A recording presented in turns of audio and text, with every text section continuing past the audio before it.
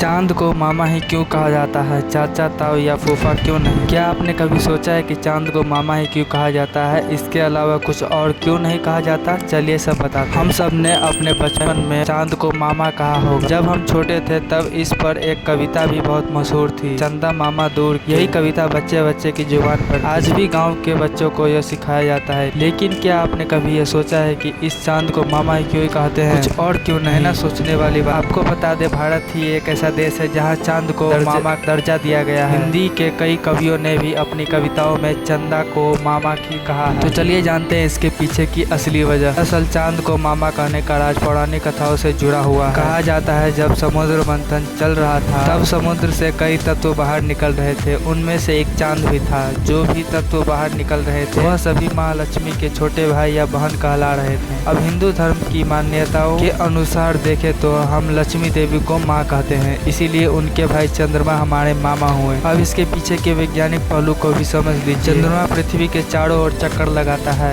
एक भाई की तरह वह पृथ्वी की रक्षा करता है और पृथ्वी को हम माता मानते हैं, इसीलिए चांद हमारा मामा हुआ। इन आधारों पर ही चांद को मामा का दर्जा दिया गया है। देश में इसके अलावा और भी कई मान्यताएं हैं जो चांद को मामा बताती है।